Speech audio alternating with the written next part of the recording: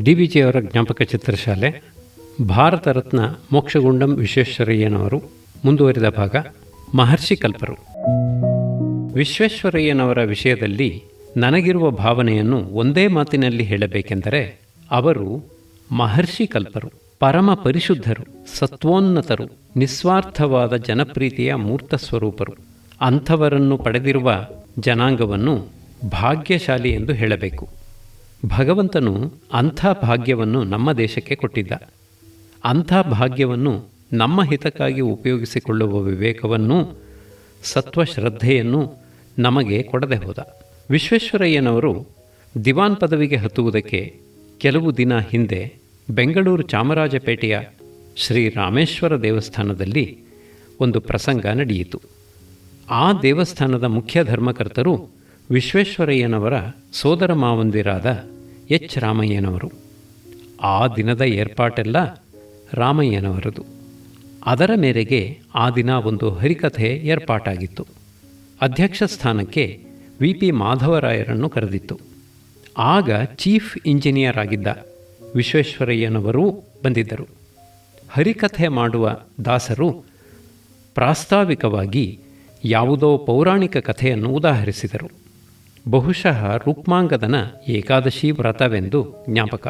ಮಾಧವರಾಯರು ಆ ಪ್ರಸ್ತಾವವು ವಿಶ್ವೇಶ್ವರಯ್ಯನವರಿಗೆ ತಿಳಿದಿರಲಾರದೆಂದು ಊಹೆ ಮಾಡಿ ಅದರ ಪೂರ್ವಾಪರ ಸಂದರ್ಭಗಳನ್ನು ವಿಶ್ವೇಶ್ವರಯ್ಯನವರಿಗೆ ವಿವರಿಸಿದರು. ವಿಶ್ವೇಶ್ವರಯ್ಯನವರು ಅದನ್ನು ತಾಳ್ಮೆಯಿಂದ ಕೇಳಿ ಹೇಳಿದರು, ಅದೆಲ್ಲ ಸರಿ, ಅಲ್ಲಿ ಓಡಾಡಿಕೊಂಡಿರುವ ಮಕ್ಕಳ ಕಡೆ ನೋಡಿ. ಹರುಕು ಬಟ್ಟೆ, ಕೊಳಕು ಮುಖ, ಕೆದರಿದ ತಲೆ, ಆರೋಗ್ಯವಿಲ್ಲದ ಮೈ, ಕೈಕಾಲು ಸಣ್ಣ, ಹೊಟ್ಟೆ ದಪ್ಪ, ಅರಚಾಟ, ಗೋಳಾಟ. ಈ ವಿಷಯದಲ್ಲಿ ಪುರಾಣ ಏನೂ ಹೇಳತಕ್ಕದ್ದಿಲ್ಲವೋ? ಜೀವಿತೋದ್ದೇಶ ಇದು ತೋರಿಸುತ್ತದೆ ವಿಶ್ವೇಶ್ವರಯ್ಯನವರ ಮನಃಪ್ರವೃತ್ತಿಯನ್ನು. ಅವರ ಜೀವಿತೋದ್ದೇಶದ ಮೂಲಸೂತ್ರ ಇದರಲ್ಲಿ ಅಡಗಿದೆ ಎನ್ನಬಹುದು. ಅದನ್ನು ಹೀಗೆ ವಿವರಿಸಬಹುದೆಂದು ನನಗೆ ತೋರುತ್ತದೆ. 1. ನಮ್ಮ ದೇಶದಲ್ಲಿ ವೇದಶಾಸ್ತ್ರ ಪುರಾಣಗಳ ಸ್ಮರಣೆಯೂ ಉದಾಹರಣೆಯೂ ಅಡಿಗಡಿಗೂ ಕಾಣುತ್ತವೆ. ಆದರೆ ನಮ್ಮ ಸಾಮಾನ್ಯ ಜನದ ನಿತ್ಯ ಜೀವನದಲ್ಲಿ ಆ ವಾಕ್ಯಗಳು ಪ್ರತಿಫಲಿಸಲಿಲ್ಲ. ಜೀವನದ ಮಟ್ಟ ತೀರಾ ಹೀನವಾಗಿದೆ. ಉನ್ನತವಾದ ತತ್ವಗಳು, ನೀಚವಾದ ಜೀವನ ಕ್ರಮ, ಇವೆರಡನ್ನೂ ಹೇಗೆ ಹೊಂದಿಸುವುದು? 2. ಕಿವಿಯ ಸಂತೋಷಕ್ಕಾಗಿ ದೊಡ್ಡ ಮಾತುಗಳನ್ನಾಡುತ್ತೇವೆ, ಜೀವನೋಪಾಯಕ್ಕಾಗಿ ಚಿಲ್ಲರೆ ದಾರಿ ಹಿಡಿಯುತ್ತೇವೆ. 3. ನಮ್ಮಲ್ಲಿರುವ ಸಂಪತ್ತಿನ ದಾರಿದ್ರ್ಯ ಮಾತ್ರವಲ್ಲ, ಪೌರುಷದ ದಾರಿದ್ರ್ಯ ಇನ್ನೂ ಹೆಚ್ಚಾಗಿದೆ. ನಮ್ಮ ದೇಶ ಒಳ್ಳೆಯ ಸ್ಥಿತಿಗೆ ಬರಬೇಕಾದರೆ ನಮ್ಮ ಜನ ಮೊದಲು ತಾವು ಉತ್ತಮರಾಗಬೇಕೆಂದು ಮನಸ್ಸು ಮಾಡಬೇಕು. ಮೊದಲು ಇಹಜೀವನವನ್ನು ವಿಹಿತ ರೀತಿಗೆ ತರಬೇಕು. ಪರದ ವಿಚಾರವನ್ನು ಮಾತನಾಡಿಕೊಳ್ಳುತ್ತಾ ಇಹವನ್ನು ಅಲ್ಲಗಳೆದಿದ್ದರ ಫಲ ನಮ್ಮ ಇಂದಿನ ಬಾಳು. 5. ಮಹರ್ಷಿಗಳು ಏನು ಹೇಳಿದರು?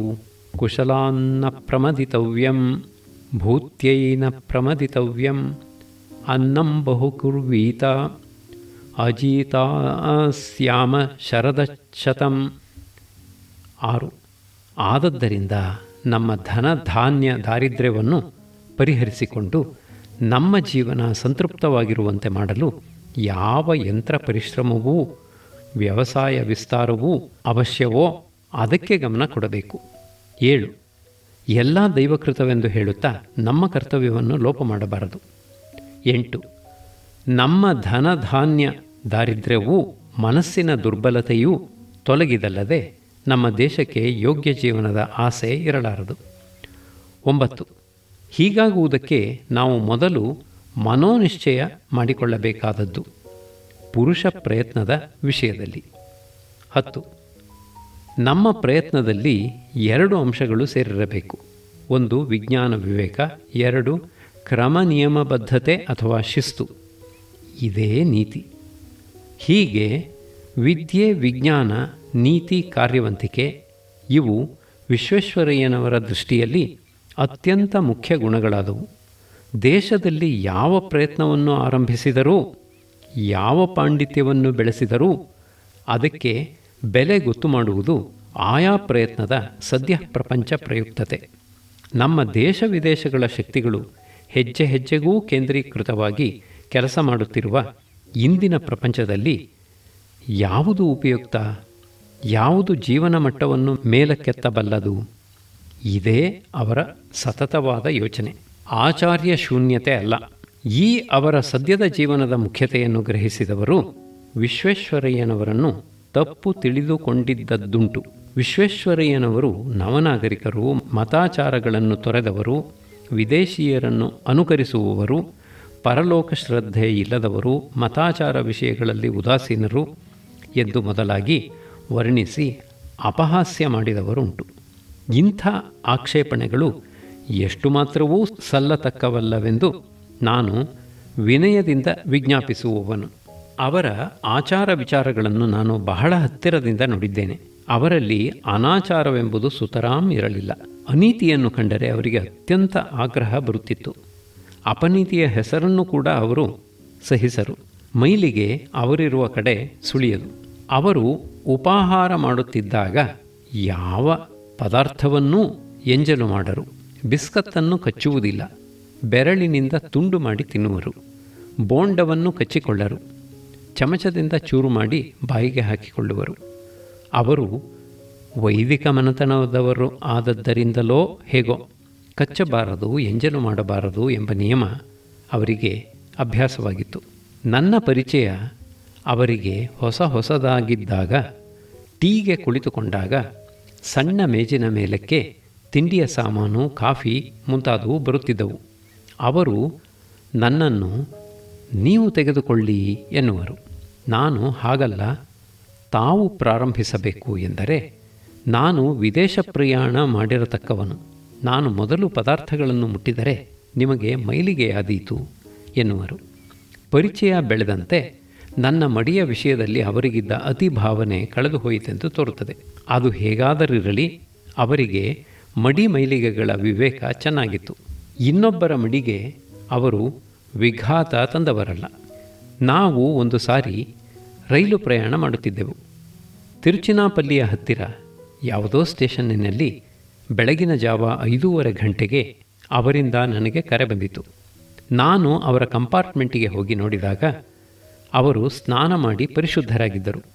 ನೀವು ಸ್ನಾನ ಮಾಡಿಯಾಯಿತೇ ಎಂದು ಕೇಳಿದರು. ಭೋಜನ ವಿಧಾನ. ಅವರು ತಮ್ಮ ಮನೆಯಲ್ಲಿದ್ದಾಗ ಭೋಜನಕ್ಕೆ ಬರುವ ರೀತಿಯನ್ನು ನೋಡಿದರೆ ಮೋಕ್ಷಗುಂಡಂ ಶ್ರೀನಿವಾಸ ಶಾಸ್ತ್ರಿಗಳ ಮೇಲ್ಪಂಕ್ತಿ ಚೆನ್ನಾಗಿ ಉಳಿದುಕೊಂಡಿದೆ ಎಂದು ತೋರುತ್ತಿತ್ತು. ಅವರ ಭೋಜನದ ವೇಳೆ ಸಾಮಾನ್ಯವಾಗಿ ಮಧ್ಯಾಹ್ನ 12 ಗಂಟೆ. ಸ್ನಾನಾನಂತರ ವೈದಿಕ ಬ್ರಾಹ್ಮಣರಂತೆ ಕಚ್ಚೆ ಹಾಕಿ ಪಂಚೆಯುಟ್ಟು ಉತ್ತರೀಯವನ್ನು ಹೊದೆದು ಕೈಯಲ್ಲಿ ಟವಲು ಹಿಡಿದು ಮಣೆಯ ಮೇಲೆ ಕೂಡುತ್ತಿದ್ದರು. ಭೋಜನದ ಎಲೆ, ದೊನ್ನೆ ಎಲ್ಲ ವೈದಿಕ ಕ್ರಮದಲ್ಲಿ. ಇಲ್ಲಿ ಅವರ ಭೋಜನ ವಿಧಾನವನ್ನು ಕುರಿತು ಒಂದು ಮಾತನ್ನು ಹೇಳಬಹುದು. ಅವರು ತಿನ್ನುತ್ತಿದ್ದದ್ದು ಸ್ವಲ್ಪ, 2 ಪಲ್ಯ, ಹುಳಿ, ಸಾರು, ಇನ್ನೇನಾದರೂ ಒಂದು ಪದಾರ್ಥ, ಬೋಂಡ ಇತ್ಯಾದಿ ಇರುತ್ತಿದ್ದವು. ಎಲ್ಲ ಪದಾರ್ಥಗಳೂ ಬಟ್ಟಲಿನಲ್ಲಿ ಇರುತ್ತಿದ್ದವು. ಅವರು ಸಾಮಾನ್ಯವಾಗಿ ಬಟ್ಟಲಿನಿಂದ 1-2 ಸ್ಪೂನುಗಳಷ್ಟನ್ನು ಮಾತ್ರ ತಿನ್ನುತ್ತಿದ್ದರು. ಒಂದು ಪದಾರ್ಥವನ್ನು 3 ಚಮಚದಷ್ಟು ತಿಂದರೆಂದರೆ ಆ ಪದಾರ್ಥ ಬಹು ರುಚಿಯಾಗಿದೆ ಎಂದರ್ಥ. ವಿಶ್ವೇಶ್ವರಯ್ಯನವರ ತಾಯಿ ಒಂದೊಂದು ದಿನ ಅವರಿಗೆ ಊಟ ಬಡಿಸುತ್ತಿದ್ದರು. ವಿಶ್ವೇಶ್ವರಯ್ಯನವರು ಅದು ಬೇಡ, ಇದು ಬೇಡ, ಅದು ಹೆಚ್ಚಾಯಿತು, ಇದು ಸಾಕಾಯಿತು ಎಂದು ತಕರಾರು ಮಾಡುವರು. ಆಕೆ ಬಿಡದೆ ಒಂದು ಪದಾರ್ಥವನ್ನು ತೋರಿಸಿ, ಇದನ್ನು ತೆಗೆದುಕೋ, ಇದೆಲ್ಲ ನಿನ್ನ ಹೊಟ್ಟೆ ಸೇರುವವರೆಗೆ ನಾನು ಈ ಜಾಗದಿಂದ ಕದಲುವುದಿಲ್ಲ ಎಂದು ಹಠ ಮಾಡುವರು. National delicacy. ಅವರಿಗೆ ಬಹು ರುಚಿಯಾಗಿದ್ದ ಒಂದು ಸಾಮಾನು ಕಡಲೆಬೇಳೆಯ ಚಟ್ನಿ. ಇದು ಚೆನ್ನಾಗಿದ್ದರೆ ಅದರಲ್ಲಿ ಕಲಸಿದ ಅನ್ನವನ್ನು 3 ಚಮಚಗಳಷ್ಟು ತಿನ್ನುವರು. ಭಕ್ಷ್ಯಗಳಲ್ಲಿ ತುಂಬ ಇಷ್ಟವಾದದ್ದು ಒಬ್ಬಟ್ಟು. ನನ್ನನ್ನು ಬೊಂಬಾಯಿಯಲ್ಲೋ ದೆಹಲಿಯಲ್ಲೋ ಕಂಡಾಗ ಊಟಕ್ಕೆ ಕರೆಯುವರು. ನಾನು ಅನನುಕೂಲ ಸೂಚಿಸಿದರೆ ಆಹ್ವಾನವನ್ನು ಒತ್ತಿ ಹೇಳಿ ಇಂಗ್ಲಿಷಿನಲ್ಲಿ V shall have our national delicacy ಎಂಬ ಒಂದು ಆಕರ್ಷಣೆಯ ಮಾತನ್ನು ಹೇಳುವರು. ನಾನು 1-2 ಸಲ ಅದೇನು ನ್ಯಾಷನಲ್ ಡೆಲಿಕಸಿಯೋ ಎಂದು ಕುತೂಹಲದಿಂದ ಹೋಗಿ ನಿಜವನ್ನು ಕಂಡುಕೊಂಡೆ. ನಮ್ಮ ಹಳೆಯ ಒಬ್ಬಟ್ಟು, ಅವರ ನ್ಯಾಷನಲ್ ಡೆಲಿಕಸಿ. ಅವರು ತಿನ್ನುತ್ತಿದ್ದದ್ದು ಒಂದು ಒಬ್ಬಟ್ಟಿನ ಮಧ್ಯಭಾಗದ ಅಂಗೈಯಷ್ಟು ಮೃದುವಾದ ಭಾಗವನ್ನು. ಈ ಚೂರು ಒಬ್ಬಟ್ಟಿಗೆ ಅಷ್ಟು ದೊಡ್ಡ ಗೌರವವನ್ನು ಕೊಡುತ್ತಿದ್ದರು. ಅವರು ಬೆಳಗಿನ ಹೊತ್ತು ಹೊರಗೆ ಸಂಚಾರ ಮಾಡಿಕೊಂಡು ಬಂದ ಮೇಲೆ ಒಂದು ಸಣ್ಣ ಬಟ್ಟಲು ಬೇಯಿಸಿದ ಸೇಬಿನ ನೀರನ್ನು ಕುಡಿಯುತ್ತಿದ್ದರು. ಹೀಗೆ ಅನ್ನಪಾನಗಳ ವಿಷಯದಲ್ಲಿ ಅವರು ಯತಿಗಳಷ್ಟು ಮಿತಾಶಿಗಳಾಗಿ ನಿಯಮವಂತರಾಗಿದ್ದರು. ಶಾಸ್ತ್ರ ವಿರೋಧವಿಲ್ಲ. ಸಾಂಪ್ರದಾಯಿಕವಾಗಿ ಬಂದಿದ್ದ ಶಾಸ್ತ್ರಕರ್ಮಗಳನ್ನು ವಿಶ್ವೇಶ್ವರಯ್ಯನವರು ತೊರೆದಿದ್ದವರಲ್ಲ. ಉಪಕರ್ಮದ ದಿವಸ ಪುರೋಹಿತರು ಕ್ಲಪ್ತ ಕಾಲಕ್ಕೆ ಬರಬೇಕು. ಮಂತ್ರ ಹೇಳಿ ಯಜ್ಞೋಪವೀತವನ್ನೂ ಮಂತ್ರಾಕ್ಷತೆಯನ್ನೂ ಮಣೆಯ ಮೇಲೆ ಇರಿಸಬೇಕು. ಮಾಮೂಲಿನಂತೆ ದಕ್ಷಿಣ ತಾಂಬೂಲಗಳನ್ನು ತೆಗೆದುಕೊಂಡು ತೆರಳಬೇಕು. ವಿಶ್ವೇಶ್ವರಯ್ಯನವರು ತಮ್ಮ ಪದ್ಧತಿಯಂತೆ 12 ಗಂಟೆಗೆ ಸ್ನಾನ ಮಾಡಿ ಯಜ್ಞೋಪವೀತ ಧಾರಣ ಮಾಡಬೇಕು. ಶ್ರಾದ್ದಾದಿ ವಿಷಯಗಳಲ್ಲಿ ಸಹ ಅವರು ಸ್ವತಃ ಕರ್ಮ ಮಾಡದಿದ್ದರೂ ಅವರ ತಮ್ಮಂದಿರು ಕರ್ಮ ನಡೆಸುತ್ತಿದ್ದಾಗ ವಿಶ್ವೇಶ್ವರಯ್ಯನವರು ಪವಿತ್ರ ಧರಿಸಿ ಅಲ್ಲಿ ಕುಳಿತಿರುತ್ತಿದ್ದರು. ವಿಶ್ವೇಶ್ವರಯ್ಯನವರು ಸದಾಚಾರ ವಿಷಯಗಳಲ್ಲಿ ತಪ್ಪಿದವರಲ್ಲ, ಸಂಪ್ರದಾಯದ ವಿಷಯಗಳಲ್ಲಿ ತಪ್ಪಿದವರಲ್ಲ. ಅವರ ಭಕ್ತಿ ನಿಷ್ಠೆಗಳು ಲೋಕದ ನೋಟಕ್ಕಾಗಿ ನಡೆದವಲ್ಲ. ಅವರು ತಮ್ಮ ಮತತತ್ವವನ್ನು ಅಂತರಂಗದಲ್ಲಿ ಕಾಪಾಡಿಕೊಂಡಿದ್ದರು.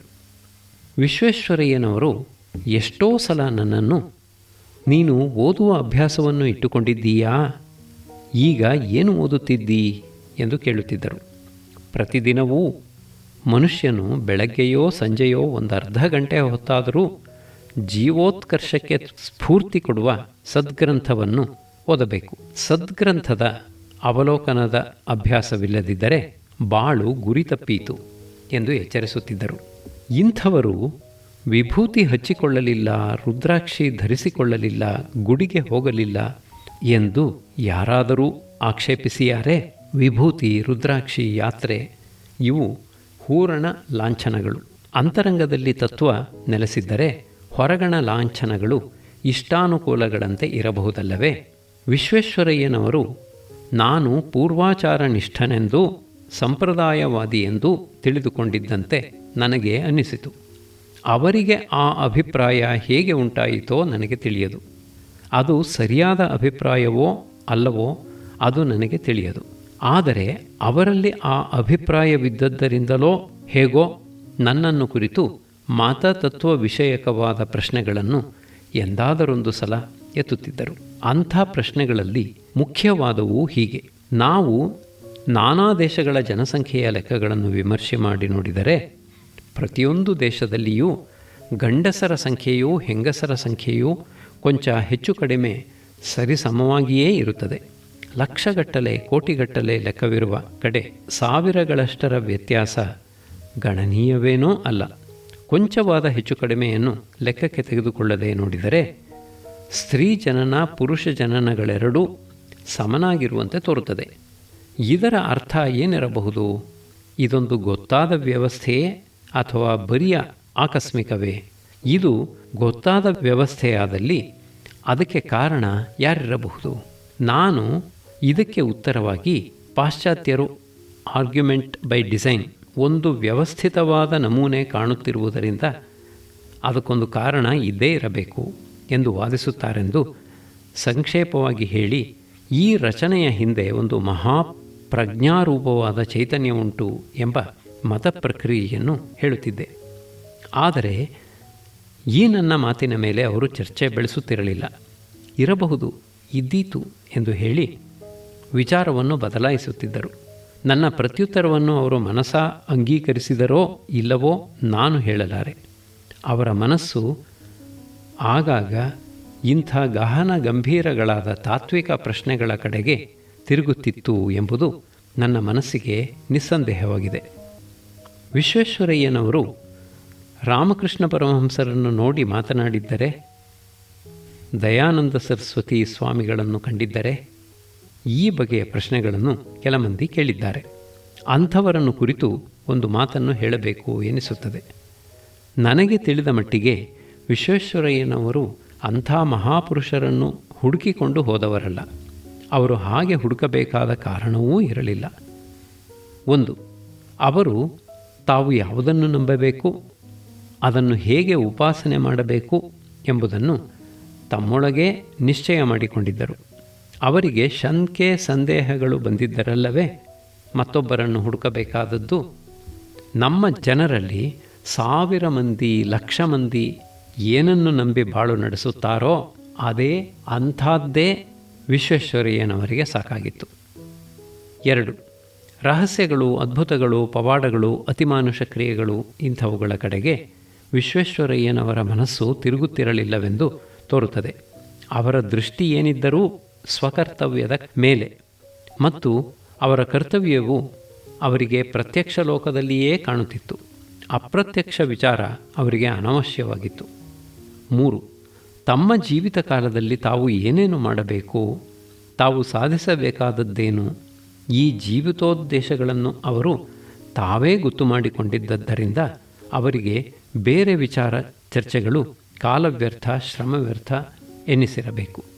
ನಮ್ಮಲ್ಲಿ ಜಗಲಿಯ ಜಿಜ್ಞಾಸೆಯೂ, ಹೊತ್ತು ಹೋಗದವರ ಹರಟೆಯೂ, ಬುಡಭದ್ರವಿಲ್ಲದ ತರ್ಕವೂ ತತ್ವವಿಚಾರ ಎಂದೆನಿಸಿಕೊಂಡು ಜನಕ್ಕೆ ಭ್ರಾಂತಿಯುಂಟು ಮಾಡಿ ಆಯಸ್ಸನ್ನು ತಿಂದು ಹಾಕುವುದು ಅಪರೂಪವಲ್ಲ. ವಿಶ್ವೇಶ್ವರಯ್ಯನವರಿಗೆ ಅಂಥದ್ದರಲ್ಲಿ ಸಹನೆ ಇಲ್ಲ. ನಮ್ಮ ಕರ್ತವ್ಯ ನಮಗೆ ಪ್ರತ್ಯಕ್ಷ ಪ್ರಪಂಚದಲ್ಲಿ ಎದ್ದು ಕಾಣುತ್ತಿದೆ. ಅದನ್ನು ಮಾಡಿ ಮುಗಿಸಿದರೆ ನಾವು ಧನ್ಯರು ಎಂಬುದು ಅವರ ಮತ. ಒಂದು ಸಾರಿ ನಾನು ಚಿಕ್ಕಬಳ್ಳಾಪುರದ ಕಡೆಗೆ ಹೋಗಿ ಮುದ್ದೇನಹಳ್ಳಿ ಪ್ರಾಂತ ಸುತ್ತಾಡಿ ಬಂದಿದ್ದೆ. 1-2 ವಾರದೊಳಗೆ ವಿಶ್ವೇಶ್ವರಯ್ಯನವರನ್ನು ಕಂಡಾಗ ನಾನು ಹೇಳಿದೆ, ನಾನು ನಿಮ್ಮ ಊರಿಗೆ ಹೋಗಿದ್ದೆ. ಅಲ್ಲಿ ಯಾರೋ ಮುದುಕರು ಒಂದು ಕಾಗದವನ್ನು ತೋರಿಸಿ ಅದರಲ್ಲಿದ್ದದ್ದು ನಿಮ್ಮ ತಂದೆಯವರ ಕೈಬರಹವೆಂದು ಹೇಳಿದರು. ವಿಶ್ವೇಶ್ವರಯ್ಯ: ನೀನು ಅದನ್ನು ನೋಡಿದೆಯಾ? ನಾನು ನೋಡಿದೆ. ವಿಶ್ವೇಶ್ವರಯ್ಯ: ಅದರಲ್ಲಿ ಏನು ಬರೆದಿದ್ದರು? ನಾನು: ಉಪನಿಷದ್ ವಾಕ್ಯಗಳನ್ನು, ಬ್ರಹ್ಮವಿದಾಪ್ನೋತಿ ಇತ್ಯಾದಿಯಾಗಿ. ವಿಶ್ವೇಶ್ವರಯ್ಯ: ಅವರು ಏನೇನೋ ಮಾಡಿಕೊಳ್ಳುತ್ತಿದ್ದರು. ದಟ್ ಜೆಂಟ್ಲ್ಮನ್, ಆ ದೊಡ್ಡ ಮನುಷ್ಯರು ಬೆಳಗ್ಗೆ 5 ಗಂಟೆಯಿಂದ 11 ಗಂಟೆಯವರೆಗೆ ಏನೇನೋ ಹೇಳಿಕೊಳ್ಳುತ್ತಿದ್ದರು. 6 ಗಂಟೆ ಹೊತ್ತು ವೇಸ್ಟ್. ಹೀಗೆ ಹೇಳಿ ನಕ್ಕರು. ವಂಶಮಹಿಮೆ. ನಾನು: ಹಾಗೆ ಅವರು ವೇಸ್ಟ್ ಮಾಡಿದ್ದರ ಫಲವನ್ನು ಹೊತ್ತು ನಾವು ಅನುಭವಿಸಿ ಸಂತೋಷಪಡುತ್ತಿದ್ದೇವೆ ಈ ಹೊತ್ತು. ವಿಶ್ವೇಶ್ವರಯ್ಯ: ಏನದು? What is it? ನಾನು ಕೈಯನ್ನು ಅವರ ಕಡೆಗೆ ತೋರಿಸಿ ಹೇಳಿದೆ. ಕೃಷ್ಣರಾಜಸಾಗರ, ಭದ್ರಾವತಿ. ನಾನು ವಾಕ್ಯ ಮುಗಿಸಲು ಅವರು ಅವಕಾಶ ಕೊಡದೆ ಹೇಳಿದರು, ಅದೆಲ್ಲ ಸರಿ, ಈಗ ನಾವು ಏನಾಗಿದ್ದೇವೆ? ನಾನು ನನ್ನ ಮನಸ್ಸಿನಲ್ಲಿದ್ದ ವಾಕ್ಯ ಸರಣಿಯನ್ನು ಮುಂದುವರಿಸಿದೆ. ಪ್ರೊಫೆಸರ್ ಜಾಲಿ ಎಂಬ ಪ್ರಸಿದ್ಧ ಜರ್ಮನ್ ವಿದ್ವಾಂಸನು ಹಿಂದೂ ಧರ್ಮಗ್ರಂಥಗಳನ್ನು ಕುರಿತು ಕಲ್ಕತ್ತಾ ವಿಶ್ವವಿದ್ಯಾನಿಲಯದಲ್ಲಿ 5-6 ಉಪನ್ಯಾಸಗಳನ್ನು ಕೊಟ್ಟ. ಅದರಲ್ಲಿ ರಘುನಂದನ, ನಂದಪಂಡಿತ ಮೊದಲಾದ ನಿಬಂಧನಕಾರರ ಚರಿತ್ರೆಗಳನ್ನು ಸಂಕ್ಷೇಪವಾಗಿ ಹೇಳಿದ್ದಾನೆ. ಆ ಮಹಾಪಂಡಿತರುಗಳ ವಂಶಗಳಲ್ಲಿ 6, 7, 8, 9 ತಲೆಮಾರುಗಳವರೆಗೂ ವಿದ್ವತ್ತೆಯ ಸಂಪ್ರದಾಯ ಬೆಳೆದು ಬಂದದ್ದನ್ನು ನೋಡಿ ಜಾಲಿ ತನ್ನ ಆಶ್ಚರ್ಯವನ್ನು ವ್ಯಕ್ತಪಡಿಸಿದ್ದಾನೆ. ತಂದೆ, ಮಗ, ಮೊಮ್ಮಗ, ತಮ್ಮನ ಮಕ್ಕಳು, ಮೊಮ್ಮಕ್ಕಳು, ಈ ಪರಂಪರೆಯಲ್ಲಿ ಪ್ರತಿಯೊಬ್ಬನೂ 3-4 ಶಾಸ್ತ್ರಗಳಿಗೆ ಅಧಿಕಾರಿಯಾಗಿ ಪ್ರಮಾಣಭೂತವಾದ ಗ್ರಂಥಗಳನ್ನು ಬರೆದಿದ್ದಾನೆ. ತರ್ಕ, ವ್ಯಾಕರಣ, ಪೂರ್ವಮೀಮಾಂಸಾ, ಶ್ರೌತ, ಧರ್ಮಶಾಸ್ತ್ರ, ದತ್ತಕ ಸಂಪ್ರದಾಯ, ದಾಯಭಾಗ ವಿಧಿ, ಹೀಗೆ ನಾನಾ ಪ್ರಕರಣಗಳನ್ನು ಕುರಿತು ಸ್ವತಂತ್ರ ವಿಚಾರದಿಂದ ಗ್ರಂಥರಚನೆ ಮಾಡಿದ್ದಾರೆ. ಇದು ವಂಶಪಾರಂಪರ್ಯದ ಪ್ರಭಾವ. ಇಂಥದ್ದು ಇನ್ಯಾವ ದೇಶದಲ್ಲಿಯೂ ಕಾಣಬರುತ್ತಿಲ್ಲ. ಹೀಗೆಂದು ಪ್ರೊಫೆಸರ್ ಜಾಲಿಯು ವಂಶಮಹಿಮೆಯನ್ನು ಕೊಂಡಾಡಿದ್ದಾನೆ. ವಿಶ್ವೇಶ್ವರಯ್ಯನವರು ತಮ್ಮ ಪಲ್ಲವಿಗೆ ಹಿಂದಿರುಗಿದರು. ಅದೆಲ್ಲ ಸರಿ, ಈಗ ನಾವು ಏನಾಗಿದ್ದೇವೆ? ಹಿಂದೆ VP ಮಾಧವರಾಯರಿಗೆ ಹಾಕಿದ್ದ ಪ್ರಶ್ನೆ ಇದೇ ತಾನೆ. ಅಭಿಮಾನ. ವಿಶ್ವೇಶ್ವರಯ್ಯನವರು ಗೃಹ ಜೀವನದಲ್ಲಿ ಮಮತೆ ವಿಶ್ವಾಸಗಳಿಂದ ತುಂಬಿದವರು. ದಿವಾನರಾಗಿದ್ದಾಗ ವಾರಕ್ಕೆ 2-3 ಸಾರಿ ತಮ್ಮ ಸೋದರ ಮಾವಂದಿರು H. ರಾಮಯ್ಯನವರ ಮನೆಗೆ ಹೋಗಿ ಅಲ್ಲಿ ಕೊಂಚ ಹೊತ್ತಿದ್ದು ಹಿಂದಿರುಗುವರು. ಅರಳೇಪೇಟೆಯಲ್ಲಿ ತಂಗಿಯ ಮನೆಗೆ ಬರುವರು. ಒಂದೊಂದು ದಿನ ಏನು ಅಡಿಗೆ ಮಾಡಿದ್ದೆ ಎಂದು ವಿಚಾರಿಸುವರು. ಅವರಿಗೆ ತುಂಬ ಇಷ್ಟವಾದ ಪದಾರ್ಥ ಹುಳಿಯೋ ಗೊಜ್ಜೋ ಏನಾದರೂ ಇದ್ದರೆ ಅದರಲ್ಲಿ ಒಂದು ತುತ್ತು ಅನ್ನ ಕಲಿಸಿಕೊಡುವಂತೆ ಕೇಳುವರು. ಅದನ್ನು ತಮ್ಮೊಡನೆ ತೆಗೆದುಕೊಂಡು ಹೋಗುವರು ಅಥವಾ ಅಲ್ಲಿಯೇ ತಿನ್ನುವರು. ಮಕ್ಕಳನ್ನು ಮಾತನಾಡಿಸುವರು. ಮಕ್ಕಳ ವಿಷಯದಲ್ಲಿ ಅವರಿಗಿದ್ದ ಈ ಪ್ರೀತಿ ಕಡೆಯವರೆಗೂ ಇದ್ದ ಗುಣ. 100 ವರ್ಷ ವಯಸ್ಸಾದ ಮೇಲೆ ಕೂಡ ಬೆಳಗ್ಗೆ ಉಪಾಹಾರಕ್ಕೆ ಕೂಡುವಾಗ ಮೊಮ್ಮಗು ಹತ್ತಿರವಿರಬೇಕು. ಅದಕ್ಕೆ ಚೆನ್ನಾಗಿ ಬಟ್ಟೆ ಹಾಕಿರಬೇಕು. ಅದರ ಜೊತೆಯಲ್ಲಿ ಮಾತನಾಡಿಕೊಂಡು ತಿಂಡಿ ತಿನ್ನಬೇಕು. ಬಂಧುವರ್ಗದವರ ಅಸಂತೃಪ್ತಿ. ವಿಶ್ವೇಶ್ವರಯ್ಯನವರು ಬಂಧು ಬಳಗದವರನ್ನು ಪ್ರೀತಿಸುತ್ತಿದ್ದರು. ಆದರೆ ಅದು ಕೇವಲ ವ್ಯಕ್ತಿ ವಿಷಯದಲ್ಲಿ. ಸರ್ಕಾರಕ್ಕೆ ಸಂಬಂಧಪಟ್ಟ ವಿಷಯಗಳಲ್ಲಿ ಮಾತ್ರ ಅವರು ಯಾರೋ ಇವರು ಯಾರೋ. ಕುಲ ಸಂಬಂಧ, ಜಾತಿ ಸಂಬಂಧಗಳು ಅಧಿಕಾರ ಸ್ಥಾನದಲ್ಲಿದ್ದಾಗ ಜ್ಞಾಪಕಕ್ಕೆ ಕೂಡ ಬರುತ್ತಿರಲಿಲ್ಲ. ಅವರ ಒಬ್ಬಾನೊಬ್ಬ ಬಂಧುಗಳು ನನ್ನ ಸ್ನೇಹಿತರು. ನನ್ನನ್ನು ಕಂಡಾಗಲೆಲ್ಲ ತೆಲುಗಿನಲ್ಲಿ ಹೀಗೆ ಹೇಳುತ್ತಿದ್ದರು: ಏನಯ್ಯ, ಹೊಗಳಿದ್ದೇ ನೀನು. ನಮ್ಮ ವಿಶ್ವೇಶ್ವರಯ್ಯನನ್ನ ಬಹಳ ಬಹಳ ಮಾಡಿದ ಎಲ್ಲರಿಗೂ. ನನಗೇನು ಮಾಡಿದ್ದಾನೆ ನೋಡು. 20 ವರ್ಷದ ಹಿಂದೆ ಇದ್ದ ಕಡೆಯೇ ಇದ್ದೇನೆ. ಅದೇ ಹರಕರು ಕೋಟು, ಅದೇ ಹಳೆಯ ಗುಮಾಸ್ತಗಿರಿ, ಅದೇ ಹಳೆಯ ಕಚೇರಿ. ಸಾಮಾನ್ಯವಾಗಿ ಅವರ ಬಂಧುವರ್ಗದಲ್ಲಿ ಬಹುಮಂದಿಗೆ ವೈಯಕ್ತಿಕ ದೃಷ್ಟಿಯಿಂದ ಅಸಂತೃಪ್ತಿ. ವಿಶ್ವೇಶ್ವರಯ್ಯನವರು ತಮಗೆ ಏನನ್ನೂ ಮಾಡಲಿಲ್ಲವೆಂದು. ಆದರೆ ಒಂದು ರಹಸ್ಯವನ್ನು ಹೇಳುತ್ತೇನೆ. ತಿಂಗಳು ವಿಶ್ವೇಶ್ವರಯ್ಯನವರು ಒಂದು ಭಾರೀ ಮೊಬಲಗನ್ನು ತಮ್ಮ ಬಂಧುವರ್ಗದಲ್ಲಿ ಬಡವರೆಂದೂ ಅರ್ಹರೆಂದೂ ತಮಗೆ ತಿಳಿದವರಲ್ಲಿ ಹಂಚಿಸುತ್ತಿದ್ದರು. ತಮ್ಮ ಸಮೀಪ ಬಂಧುಗಳಲ್ಲಿ ಯಾರನ್ನೂ ಕಷ್ಟಕ್ಕೆ ಬಿಡಲಿಲ್ಲ. ಆಪ್ತ ಸಹಾಯಕರ ಆಯ್ಕೆ. ವಿಶ್ವೇಶ್ವರಯ್ಯನವರು ತಮ್ಮ ಅಧಿಕಾರಕ್ಕೆ ಸಂಬಂಧಪಟ್ಟ ಎಲ್ಲ ವಿಷಯಗಳಲ್ಲಿಯೂ ಕುಲ ಜಾತಿಗಳ ಅಭಿಮಾನವನ್ನು, ಬಂಧುಮಿತ್ರ ದಾಕ್ಷಿಣ್ಯವನ್ನು, ಎಲ್ಲ ಬಗೆಯ ಹಂಗುಗಳನ್ನು ಬಹುದೂರವಾಗಿ ವರ್ಜಿಸಿದ್ದವರು. ಇದಕ್ಕೆ ಸಂಬಂಧಪಟ್ಟಂತೆ ಒಂದೆರಡು ಸಂಗತಿಗಳು ಜ್ಞಾಪಕಕ್ಕೆ ಬರುತ್ತವೆ. 1912ರ ಸುಮಾರಿನಲ್ಲಿ ನಾನು ಚಿಕ್ಕಪೇಟೆಯಲ್ಲಿ ಒಂದು ಕಟ್ಟಡದ ಮಹಡಿಯ ಮೇಲೆ ಒಂದು ಕೊಠಡಿಯನ್ನು ಬಾಡಿಗೆಗೆ ತೆಗೆದುಕೊಂಡಿದ್ದೆ. ಅದು ವಿಶಾಲವಾದ ಕೊಠಡಿ. ಒಂದು ದಿನ ಅಲ್ಲಿಗೆ ನನ್ನ ಮಿತ್ರರಾದ ದಿವಂಗತ ಎನ್ ಕೃಷ್ಣಸ್ವಾಮಯ್ಯರವರು ಬಂದರು. ಅವರು KS ಕೃಷ್ಣಯ್ಯರವರ ಅಣ್ಣಂದಿರು ಮತ್ತು ಸೆಕ್ರೆಟೇರಿಯೇಟಿನಲ್ಲಿ ಉದ್ಯೋಗದಲ್ಲಿದ್ದವರು. ಅವರು ಹೇಳಿದರು: ಅಯ್ಯ, ಒಬ್ಬಾತ ನನ್ನ ಸಹೋದ್ಯೋಗಿಯಾಗಬಹುದಾದವರು ಈಗ ತಾನೇ ಬೆಂಗಳೂರಿಗೆ ಬಂದಿದ್ದಾರೆ. ಶ್ರೀನಿವಾಸಾಚಾರ್ ಎಂಬುವರು, ಮದ್ರಾಸಿನ ಕಡೆಯವರು.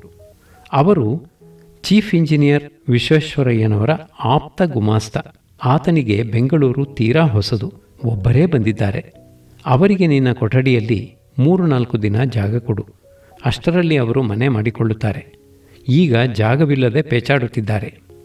ನಾನು ಸಂತೋಷದಿಂದ ಆಗಬಹುದೆಂದೆ. ವಿಶ್ವೇಶ್ವರಯ್ಯನವರು ದಿವಾನರಾದ ಮೇಲೆ ಶ್ರೀನಿವಾಸಾಚಾರ್ಯರು ಸೆಕ್ರೆಟೇರಿಯೇಟಿನಲ್ಲಿ ಉದ್ಯೋಗಸ್ಥರಾದರು. ಕೆಲವು ಜನ ಈ ವಿಷಯದಲ್ಲಿ ಗುಲ್ಲೆಬ್ಬಿಸಿದರು. ಬಹುದಿನ ಸರ್ವಿಸ್ ಮಾಡಿ ಬಡ್ತಿಗಾಗಿ ಕಾದಿರುವವರು ಬೆಂಗಳೂರಲ್ಲಿ ಎಷ್ಟೋ ಮಂದಿ ಇರುವಾಗ ಈ ಮನುಷ್ಯ ಎಲ್ಲಿಂದಲೋ ಬಂದವನನ್ನು ಏಕೆ ಹೀಗೆ ಒಳ್ಳೆಯ ಸಂಬಳಕ್ಕೆ ನೇಮಿಸಬೇಕು? ಈ ಆಕ್ಷೇಪಣೆ ವಿಶ್ವೇಶ್ವರಯ್ಯನವರ ಕಿವಿ ಮುಟ್ಟಿತು.